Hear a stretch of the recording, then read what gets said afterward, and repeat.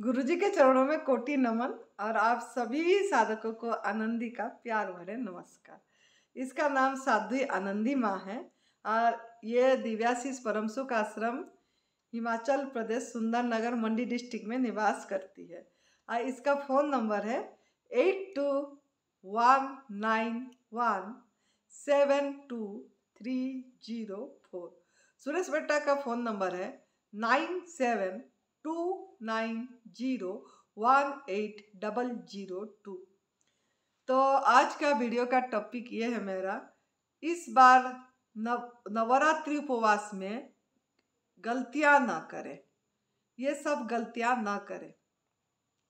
जैसे कि आप लोग को सभी को पता है, अभी शारदीय नवरात्रि आ रही है और 3 अक्टूबर 2024 से आपका 11 अक्टूबर 2024 जो 9 दिन के लिए होती है। और ये हिंदू धर्म का, सनातन धर्म की नवरात्रि एक बहुत बड़ा त्योहार है। और ये साल में 4 नवरात्रि आती है, 2 गुप्त नवरात्रि और एक चैत्र नवरात्रि और शारदीय नवरात्रि। तो चैत्र नवरात्रि या शारदीय नवरात्रि को सभी कोई बहुत धूमधाम से मनाते हैं और 9 दिन के लिए मतलब माँ की पूजन करते हैं, जागरण करते हैं और उपवास भी करते हैं, बोलते हैं। तो लेकिन सही तरीके के उपवास नहीं करते हैं। तो आप लोग जो भी देख रहे हैं मेरे वीडियो, इसको ज़रूर फॉरवर्ड करिए, लोगों तक पहुंचाइए कि असल में सही तरीके से उपवास क्या होता है, क्यों उपवास बोला गया, नवरात्रि में क्यों करते हैं। ना ऋषि मुनियों ने ये शास्त्रों में दिए कि उपवास 9 दिन करके अपनी अंतर जागरण के लिए, जागरण जो बाहर करते हैं रात्रि में, वो तो भजन करते हैं, जागते नहीं है, फिर दिन भर सोते हैं। लेकिन अंतर जागृति के लिए, अपने आप को जानने के लिए, हम किस उद्देश्य के लिए यहाँ पैदा हुए हैं, what is the purpose of our life, हमारा जीवन का उद्देश्य क्या, ये अपने आप को सवाल करने के लिए, अपने को पहचानने के लिए ये एक बहुत सुनहरी मौका है। 9 दिन मैं कौन हूँ, अपनी तरफ यात्रा करने के लिए। तभी ऋषि मुनियों ने ये 9 दिन में उपवास रखते हैं और पूरी तरह अपने अंदर डूबते हैं। तो उपवास का अर्थ भी यही होती है कि अपने नज़दीक बैठना। अपने नज़दीक मतलब अपने आत्म विश्लेषण करना, अपने आत्म अनुसंधान करना, अपने अंदर झांकना कि हमारे में क्या कमी है, उसको निकालना और हर समय जागे रहना, मतलब होश पूर्वक जीवन जीना, वर्तमान में जीना। तो ये सब के लिए प्रयास होती है ये त्योहारों। तो लेकिन उपवास करते समय हम क्या करते हैं ना, बहुत भारी भोजन करते हैं उपवास के नाम से। जैसे कि अनाज तो खाते नहीं है, लेकिन अनाज नहीं खाते, लेकिन उसके बदले में उसका बहुत भारी भोजन कर लेते हैं। अनाज इसीलिए नहीं खाते हैं कि अनाज पचने के लिए बहुत समय लगती है और अनाज खाने से भारी लगती है शरीर, और मन में भी विचार अच्छी नहीं आती है और हम भजन सुमिरन अच्छे से नहीं कर पाते हैं। इसीलिए त्योहारों में, उपवास में अनाज मना किया जाता है। और अनाज हमारा आहार भी नहीं है, अनाज पंछियों के लिए बना हुआ है। और वो जो आहार को हम वास्तविक स्वरूप में, रियल स्वरूप में अगर हम नहीं खा पा रहे हैं, उसको अगर आग में पका के नमक मसाले मीठा चीनी के साथ, गुड़ के साथ खाना पड़ रहा है, तो वो हमारा भोजन नहीं है। तो इसके लिए अनाज को मना किया जाता है। लेकिन लोग मानते नहीं है, खाली 9 दिन त्याग करते हैं। त्याग तो करे, कोई बात नहीं, लेकिन आग में पका वाला भोजन तो छोड़ते ही नहीं है, नमक तो छोड़ते ही नहीं है। खाली समुद्री नमक नहीं खाएंगे, लेकिन सिंधा नमक तो खाएंगे ही खाएंगे। मतलब बोलते व्रत वाला नमक खाओ, व्रत वाला नमक। ऐसा कुछ नहीं होता है, नमक तो नमक होता है, व्रत वाला नमक। नमक आप क्यों नहीं खाते हैं, आप व्रत वाला नमक क्यों खाते हैं? व्रत वाला नमक भी आपको उत्तेजना भी तो देती ही है, काली मिर्ची भी देती ही है, जो आपने कुछ काली मिर्च का प्रयोग करते हैं और सीधा नमक का प्रयोग करते हैं आप लोगों ने। और लौकी, कुछ सब्जियों को बोलते हैं ये सब्जी हम 9 दिन में खा पाएंगे और ये सब्जी नहीं खाएंगे 9 दिन में, ऐसे बोल के खाते हैं। लौकी खाते हैं, आलू खाते हैं, ये सब खाते हैं। और घी तो छोड़ते ही नहीं है। तो क्या क्या गलतियां कर रहे हैं देखिए। एक तो आग में पका वाला भोजन नहीं छोड़े आप लोगों ने। दूसरा, आप लोगों ने घी नहीं छोड़े, बोलते हैं तेल छोड़ देंगे, रिफाइंड छोड़ देंगे, सरसों का तेल छोड़ देंगे, लेकिन देसी घी में अगर खाएंगे तो देसी घी में भूनेंगे सब चीज को, तड़का भी लगाएंगे उसमें, तो घी खाएंगे, देसी घी का सीरा खाएंगे, आलू की सीरा खाएंगे, सिंघाड़ा आटा की सीरा खाएंगे, कुड्डू आटा की सीरा खाएंगे, राजगीरा खाएंगे, सामा चावल बना के खाएंगे, साबूदाना की खिचड़ी खाएंगे, साबूदाना का खीर खाएंगे, फूल मखाना का खीर खाएंगे। वो दूध भी पशुजन्य दूध से खाएंगे, जो हमारा आहार नहीं है। दूध से बनी चीजें वो हमारा आहार नहीं है, हमारे लिए नहीं बना, वो उनकी बच्चे का है। लेकिन हम हक मारते हैं और बच्चा का आहार को छीनते हैं। उपवास का नाम में भी, नवरात्रियों में भी यही काम करते हैं। मतलब उपवास करते हैं, बोलते हैं चाय नहीं छोड़ते हैं, चाय चुस्ती देती है बोलते हैं, चाय नहीं छोड़ते। कोई कोई तो चाय में ही पूरी नवरात्रि का उपवास रख देते हैं कि हम उपवास कर रहे हैं, कोई भोजन नहीं कर रहे, लेकिन चाय पी रहे हैं। तो कहाँ का उपवास हुआ?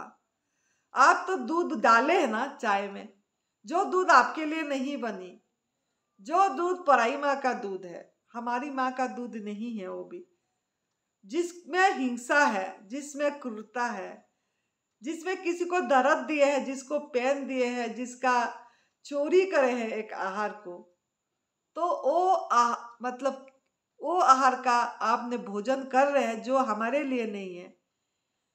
और हम बोल रहे हैं उपवास कर रहे हैं। कैसे उपवास?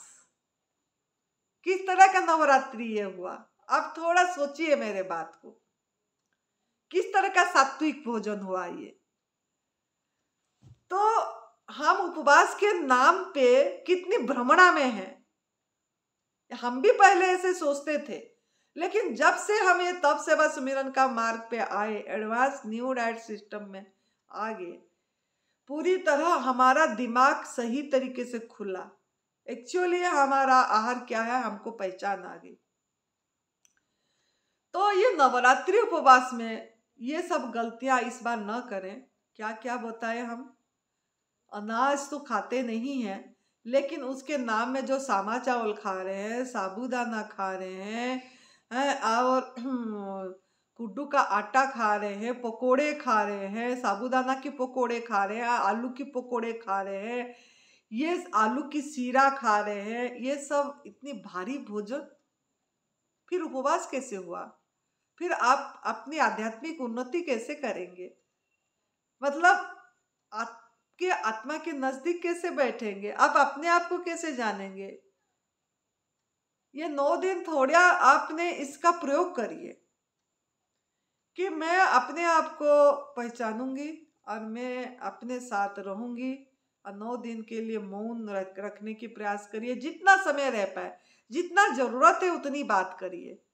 और आप, जैसे मैंने गिना दी कि वो सब मत लीजिए।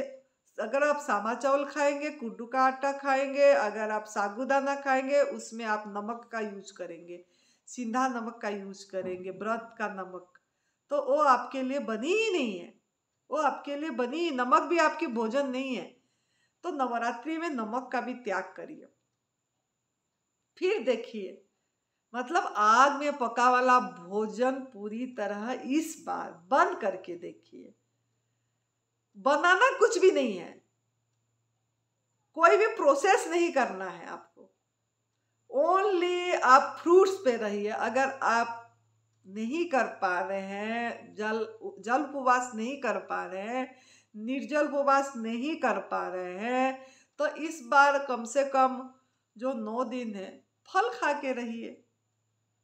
और आप अपनी विचार को ऑब्जर्व करिए, मतलब अपने आप में कैसा चेंजिंग आ रहा है उसको देखिए, तो आपको पता लग जाएगा।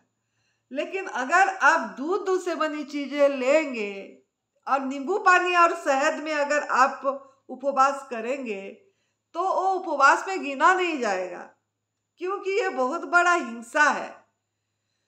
आप दूसरे के आहार चोरी करके उपवास नाम मत दीजिए। फिर आप उपवास नाम मत दीजिए, ऐसे ही करते रहिए आपको इच्छा हो रही है तो। शहद भी एक मधुमक्खी अपने लिए बना रही है, हम चोरी ही तो कर रहे हैं उसकी आहार। और नींबू पानी शहद में हम उपवास कर रहे हैं। तो ये गलतियां इस बार ना करें। दूध से बनी चीजें में मत करिए, आग में पका वाला भोजन मत लीजिए, शहद नींबू पानी में उपवास मत करिए। आप करना है तो फल पे करिए, अब मजे करिए। और बाकी जो पूजन भी करते हैं, आप हवन करते हैं, वो हवन में भी घी का प्रयोग मत करिए। जो दिया जलाते हैं, 9 दिन का अखंड दिया जलाते हैं, उसमें भी घी का प्रयोग मत करिए, जिसमें हिंसा है, जिसमें क्रूरता है, जिसमें जिसको कष्ट दे के हम किसी का आहार चुरा के दूध को उबाल के मक्खन निकाले, मलाई निकाले, फिर उसको उबाले, फिर घी निकाले, क्या क्या नहीं करे हम। तो ये ना करें। दही का प्रयोग मत करें पूजन में। पंचामृत में दही, घी, ये जो आपने शहद, इसका प्रयोग मत करें। परमात्मा को, मतलब माँ को ऐसे ऐसे पूजन की स्वीकार नहीं है। बलि मत दीजिए। नवरात्रों में कितनी बलि चढ़ाते हैं अपनी स्वाद के लिए। बकरी को काटते हैं, भैंस को काटते हैं, कुक्कड़ को काटते हैं, बलि देते हैं। क्यों? उनको क्या जीने की अधिकार नहीं है? माँ क्या यही बोली है कि मुझे यही इनका खून दो? नहीं, हम हमारी मतलब एक परंपरागत गलत परंपरा को तोड़ना है। ये जो चल रही है इस प्रथा को तोड़िए। या अपनी वासना के लिए हमने चढ़ा दिया, फिर उसको खाया, सभी को बांटे प्रसाद, तो ये भी गलत है। याद रखना, ये भी गलत है। तो ये सब अपनी इस नवरात्रि में गलती नहीं होना चाहिए। बाकी हवन भी अगर करना चाहते हैं तो ऐसे जरूरत नहीं है, लेकिन फिर भी आप लोगों का होती है मन, तो तिल की तेल में करिए, लेकिन आप आपके अंदर के हवन सही करिए। पेट रूपी हवन कुंड में सही आहार डालिए, सबसे बढ़िया हवन है। सही आहुति दीजिए, आकाश तत्व दीजिए, हवा खाइए। अगर हवा पे नहीं रह पा रहे तो जल पीजिए। अगर उसमें भी नहीं हो रहा है तो नींबू पानी लीजिए बिना शहद वाला। अगर उसमें भी नहीं हो रहा है तो आप फल खाइए। फल पे फल रूपी आहुति अपनी पेट में डालिए। इस तरीके का उपवास करिए और भजन करिए। कितनी बढ़िया भजन होगा उसमें, देखना। और लास्ट में जो आप लोगों ने जो नवमी के दिन में पूजन करते हैं, कोई अष्टमी के दिन में कन्या पूजन करते हैं, कोई नवमी के दिन में कन्या पूजन करते हैं, वो भी गलत तरीके से करते हैं। वो मासूम कन्याएं का क्या दोष है? वो देवी माँ का, जो कन्याओं को आप पूछते हैं, जिन देवी हैं बोल के 9 कन्याएं को पूछते हैं आप लोगों ने, उसको भी गलत तरीके से पूछते हैं। हलवा बनाते हैं देसी घी में, हलवा चने खिलाते हैं या खीर बनाते हैं, वो दूध, गाय वाली दूध, पराय माँ का दूध में खीर बना के खिलाते हैं। अपना तो कर्म खराब करे करे, वो मासूम कन्याएं ने क्या दोष करे? उनका भी भाग्य खराब करे आपने उनको इस तरीका सा खाना खिला के, जो मतलब हिंसा वाली, क्रूरता वाली जिसमें है। माँ नहीं बोल रही है मुझे यही सब खाना दो, ऐसे पूजन करो। तो इस बार का अष्टमी का पूजन में मैं आप सभी को हाथ जोड़ के निवेदन कर रही हूँ कि आप लोग बच्चों को फलाहार कराइए, फल दीजिए, फल बांटिए। फिर देखिए कितना आनंद आएगा आपको। उनका भाग्य भी सही होगा और आपकी कर्म भी सही होगी, उनकी भी कर्म सही होगा। कर्म सिद्धांत है भाई बहन मित्रों, ये कर्म सिद्धांत है। आपके कर्म पे ध्यान दीजिए, गलत कर्म ना करना। अगर आप ऐसे करेंगे, खुद नहीं ले रहे हैं और इस हाथों से दूध से बनी चीजें खुद नहीं ले रहे हैं और इस हाथों से उस मासूम कन्या को खिला पिला रहे हैं, तो कहाँ जाएंगे? भुगतान भोगना पड़ेगा आपको, इसी जन्म में भोगना पड़ेगा। दुख दर्द दे रहे तो दुख दर्द आपको भोगना पड़ेगा। कष्ट क्लेश दुख दर्द में रहेंगे, कोई भी प्राणी नहीं है, आप ही रहेंगे। तो इसके लिए सावधान हो जाइए और ये सब गलतियां इस नवरात्रि में से ना करिए। कोई भी उपवास, कोई भी त्योहार आती है और हर एक नवरात्रि में प्रण कर दीजिए कि हम फल पे खाएंगे, फल पे रहेंगे, और जो कन्या का पूजन करेंगे उनको भी फल ही खिलाएंगे। हम ऐसे करते हैं, इधर फल बांटते हैं, फल खिलाते हैं पूरी। बहुत आनंद आती है, बहुत मजा आती है, वितरण में बहुत मजा आती है। तो आप भी इस तरीका का प्रयोग करिए, फिर देखिए कैसा आपका भाग्य अपने हाथ से आप चमकाएंगे। तो इस बार नवरात्रि में आग में पका वाला भोजन का त्याग करके अगर फल पे रहिए। अगर उपवास नहीं कर पा रहे हैं, पूरी तरह से निर्जल उपवास नहीं कर पा रहे हैं, जल उपवास नहीं कर पा रहे हैं, तो कम से कम फल में तो रह ही लेंगे आप लोग। तो करिए ऐसे, और लास्ट दिन में भी ऐसा पूजन करिए जैसे हम बोले। और दिया जलाना है तो ऐसे दिया घी वाली देसी घी का मत जलाइए, वो आपके लिए नुकसान ही है। मतलब आप किसी को नुकसान पहुंचा रहे हो ना, इसीलिए आप पे भी वो नुकसान होगा ही होगा। किसी का दर्द दे के लाए ना आपने, तो इसका ध्यान रखिए। और आप लोगों को बहुत बहुत धन्यवाद। और आप हमारे सुनते हैं वीडियो, इसको सब्सक्राइब करिए, चैनल को फॉरवर्ड करिए, लोगों तक सही मैसेज पहुंचाइए असली में नवरात्रि कैसे करना है।